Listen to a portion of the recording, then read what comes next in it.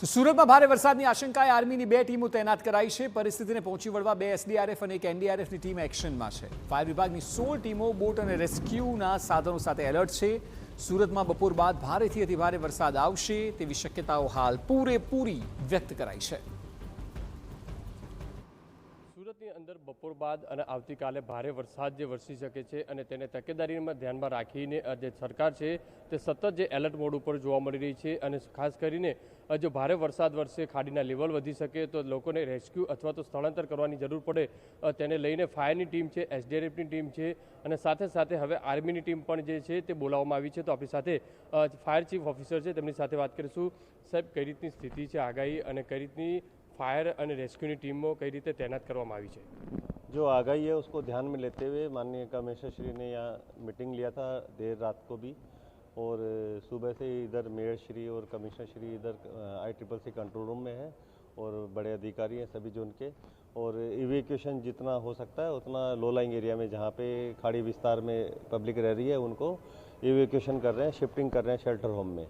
और 1 एनडीआरएफ की टीम और 2 एसडीआरएफ की टीम पहले से यहाँ पर है और 2 आर्मी की टीम और यहाँ पर आ रही है, शाम 4-5 बजे तक आ जाएगी वो सब।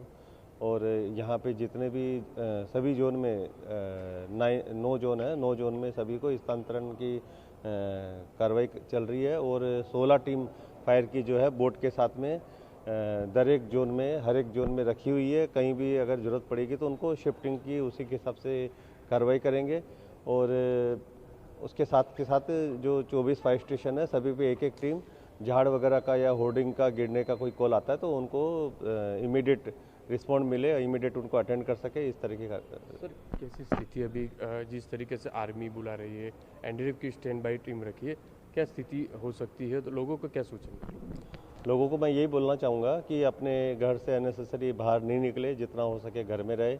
और स्कूल कॉलेज के बच्चों की भी जो है छुट्टियाँ की गई है, और इसी तरह से मार्केट वगैरह में जो जाने वाले हैं उनको भी मैं यही बोलूँगा कि अननेसेसरी बाहर नहीं निकले और लो लाइंग एरिया में खाड़ी विस्तार में जो पब्लिक रह रही है उनको शेल्टर होम में शिफ्ट करें।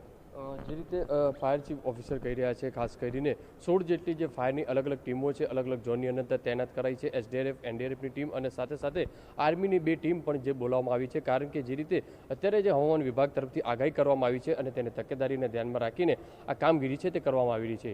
કેમેરામેન સંજય ચંદ્રેલ સાથે બલદેવ સુથાર, TV9 સુરત।